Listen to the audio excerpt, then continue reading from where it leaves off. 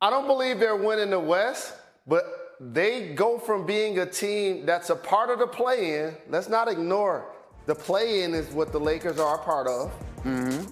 They're going to beat the Minnesota Timberwolves because of Rudy Gobert in particular and his poor decision to put Kyle Anderson in the middle of a basketball game. And obviously Jaden McDaniels to punch a wall in the middle of a basketball game and fracture his hand. But with that being said, they get out of the play-in and they do get to the second round. Now when you play against Memphis, Ja Morant is spectacular. And Desmond Bane is a great backcourt teammate, and Dylan Brooks is gonna continue to be one of my favorite irrational confidence guys in the league, and Jaren Jackson Jr. is my defensive player of the year. But I would likely pick the Lakers to win that series as well. However, as you continue to advance in the playoffs, the game is going to slow down, and this is where I disagree with Perk. In the half-court offense, we know what we get from LeBron. We know what we're going to get from high-level AD. Monica, you're going to need more guys that can get you 15, 20 points in the quarter that can create their own shot in crucial moments. Therefore, I believe that team that's going to win the Western Conference is the Phoenix Suns. Mm-hmm. Kevin Durant, 55% from the floor, 40% from three, 90 from the free throw line. They're undefeated with him in the lineup. Devin Booker just led them to the NBA Finals 2 seasons ago. They're going to be virtually unstoppable when the game slows down. And DeAndre Ayton diving to the basket, touching the ball around the hoop, finishing and playing defense. And Chris Paul spotting up and making threes. So the Phoenix Suns, for me, are my choice to win the West. I didn't even ask you this all morning long, McNutt. Who do you like to win the West? Lakers, Warriors, Suns. There's so many intriguing Nuggets who we seem to be overlooking. Go ahead. It's so tight.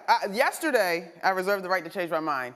The Suns were my team that I thought had the edge. And in fact, I was just digging into some of Devin Booker's numbers because I actually think, as excited as we are about the addition of KD, you got to look at Devin Booker as a guy that has been there. And to Jalen's point, he shot like 45% and averaged 28 when they got to the finals in 2021. Yeah. The 2021 season.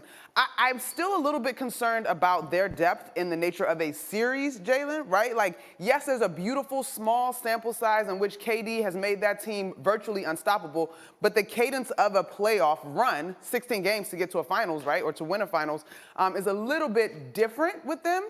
But I also think, Memphis is hurt, but I do wonder what they gleaned from their experience last year. It's worth pointing out, as Jalen said, if the Lakers win tonight, they would get Memphis in that first round. No play-in team has ever even won a round. If LeBron and the Lakers were to get through that, it would be the first time. I know it's a small sample. There's only been a play-in for a few years, but no team has done that. Okay, let's talk about a team that didn't even come up there, and that's the defending champs. Jalen, I know you've heard this, but for anyone who has not, this was Klay Thompson a few days ago sounding awfully confident about the Warriors going forward. Listen. We have to value the ball more, take great shots, and communicate on defense. We do those three things. I don't see a team who can beat us in a 7-game series when we're healthy. Jalen, he said, I don't see a team who can beat us in a 7-game series. They get a first-round matchup with Sacramento. They won't have to get on a plane in that entire series. It broke really nicely for them. How about the defending champs? Poor Sacramento, by the way. Shout out to Mike Brown, this year's Coach of the Year, and De'Aaron Fox and Sabonis. They've had a terrific season. Keegan Murray as a rookie knocking down threes, breaking their team record. But we all know that 6th spot is that sweet spot that many teams with veteran-laden squads wanted to play against the Kings. And unfortunately for them, they draw the Splash Brothers healthy with Draymond Green. Wiggins is going to return. Jordan Poole continues to emerge. Steve Kerr's on the sideline. Mike Brown used to coach with them. And as you mentioned, Greeny, they don't have to travel for the next couple of weeks. That's going to allow the Golden State Warriors to put themselves not only in position to possibly win this series in 5, but give them a level of confidence that they can go a lot further. This is going to be a lot more interesting to me than in the East, because the teams at the bottom of the West, They've been there. They've done that. You've seen Kawhi Leonard hoist the trophy. You've seen the Golden State Warriors, LeBron James hoist the trophy. You haven't seen Denver, Memphis, or Sacramento do it. So therefore, I would not be surprised if the lower seeds actually end up being the squads that advance in the West and possibly be in the Western Conference Finals. Oh, okay, but Jalen, help me a little bit, right? Like, is it truly a switch that we get to flip once we turn postseason? Because in that audio, shout out to your co-author, Greeny Himbo, who pointed out Klay Thompson says we have to hold on to the ball. They turn the ball over 16% of the time. That's second worst in the league. You know who's first, Jalen? The Rockets. And so, yes, we have entered the postseason, but is it truly as simple as healthy Wiggins, healthy Peyton, flip the postseason switch if you're the Warriors? Because the difference for them on the road versus home, like, that's crazy, Jalen. Is it? Quickly, Jalen, can they just flip that switch? Monica, yes, they can, because to Klay's point, their starting five hasn't gotten eliminated from the playoffs when they're healthy. And yes, they've struggled all season on the road, but you only need to win one road game to flip a series. And you and I both know Steph Curry and or Klay Thompson during a playoff series are going to have games where they don't make just 5 threes in a game. They make 10 threes in a game. And then all of a sudden, that just changes the whole dynamics of what's happening throughout a series. So I absolutely believe an older bunch that's won 4 championships understand that they're going to tighten the screw. The line at Caesars opened at -5.5 for the Lakers. It was -6 when the news came down about Gobert. Now the number is 8. Meanwhile, Kendrick Perkins was on First Take yesterday saying stuff like this. The Lakers are going to the NBA Finals.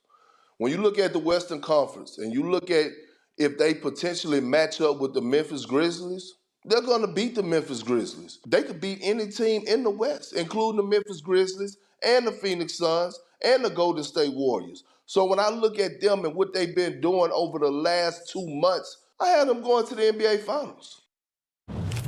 Perk has them going to the NBA Finals. As I sit down and make a list, I can count at least 6 teams in the West that I could make a legitimate argument I could see coming out of that Western Conference. So if one of them has these 2 guys, I guess I understand the logic of picking them. It's what he said. What do you say?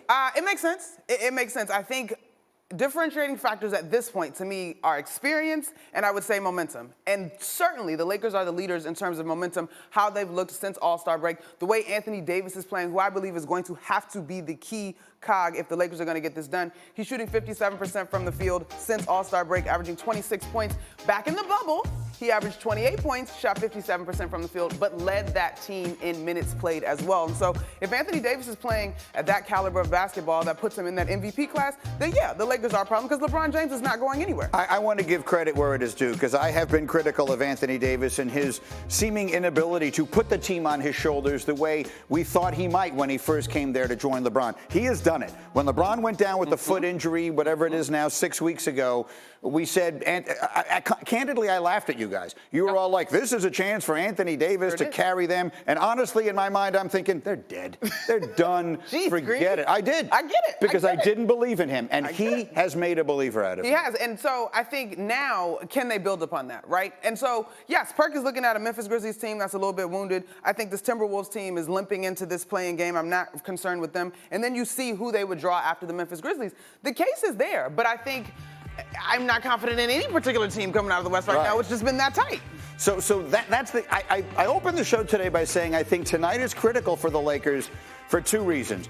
The first one is obvious, which is if you win tonight, you get the rest of the week off rather than having to play for your season Friday. That goes without saying. It's a big win tonight. The other side of it is you're either 7 or 8, depending on whether you get in tonight or Friday. That puts you on one side of the draw or the other. In my head, I'm thinking I want to avoid the side that has both Denver and Phoenix in it. The other side has, let's say, Memphis and Golden State and the Clippers.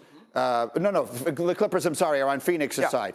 But the Denver and Phoenix on one side, Memphis and Golden State on the other side. I think that's the side I want to be on. It makes sense. And this whole thing comes down to matchups, right? I don't know.